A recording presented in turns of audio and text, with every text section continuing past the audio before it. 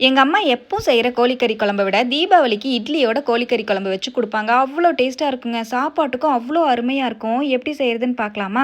பேன்ல 2 teaspoon oil, 2 teaspoon குருமிளகு, 1 teaspoon ஜீரகம், சோம்பு, 1 ஏலக்காய், 2 பட்டை, 3 கிராம்பு சேர்த்து, 1 கை சின்ன வெங்காயம், 1 டேபிள் ஸ்பூன் பூண்டு, 1 இன்ச் இஞ்சி சேர்த்து நல்லா வதக்கி விட்டுக்கோங்க. 2 டேபிள் ஸ்பூன் தேங்காய் பூவையும் சேர்த்து நல்லா வதங்கினதுக்கப்புறம் 1/2 டீஸ்பூன் மஞ்சள் பொடி, 2 டீஸ்பூன் கொத்தமல்லி பொடி, மிளகாய் பொடி சேர்த்து நல்லா வறுத்து, மிக்ஸி ஜாருக்கு மாற்றி தேவையான அளவுக்கு தண்ணியை சேர்த்து நல்லா நைஸா அரைச்சிக்கோங்க. குக்கர்ல 2 டேபிள் ஸ்பூன் ஆயில், 1/2 டீஸ்பூன் சோம்பு, 2 பெரிய வெங்காயத்தை பொடியா நறுக்கி சேர்த்து, 2 பச்சை மிளகாய், 2 கொத்து கருவேப்பிலையும் சேர்த்து நல்லா டிரான்ஸ்பரண்ட் ஆகிற அளவுக்கு வதக்கி, 1 தக்காளி பழத்தை சேர்த்து, 1 டீஸ்பூன் கல்லுப்பையும் சேர்த்து நல்லா வதக்கி விட்டுட்டு 1/2 கிலோ க்ளீன் பண்ண சிக்கன், 1/2 டீஸ்பூன் மஞ்சள் பொடி சேர்த்து நல்லா மிக்ஸ் பண்ணி விட்டுக்கோங்க ஹை ஃப்ளேம்லயே. 1 நிமிஷம் கலந்து விட்டதுக்கு அப்புறமா நம்ம அரைச்சு வச்சிருக்கிற பேஸ்ட்டை சேர்த்து 1 நிமிஷம் ஹை ஃப்ளேம்ல மறுபடியும் நல்லா கலந்து விட்டுட்டு மிக்ஸி ஜார் அலசி 2ல இருந்து 2 கப் தண்ணி அட்ஜஸ்ட் பண்ணிக்கோங்க. உப்பு தேவைப்பட்டுச்சுன்னா குக்கர் மூடி போட்டு 2 விசில் விட்டு இறக்குனீங்கன்னா கமகமன் மணக்கிற மாதிரி கோழிக்கறி குழம்பு சூப்பரா ரெடி ஆயிருக்கும். மல்லித்தலையை தூவிட்டு சுட சுட இட்லி, தோசை, சப்பாத்தி, சாதத்துக்கெல்லாம் வச்சு சாப்பிடுங்க. பரோட்டாக்கு கூட சூப்பரா இருக்கும். ட்ரை பண்ணிட்டு எப்படி வந்து கமெண்ட்ல ஷேர் பண்ணுங்க. பாய்.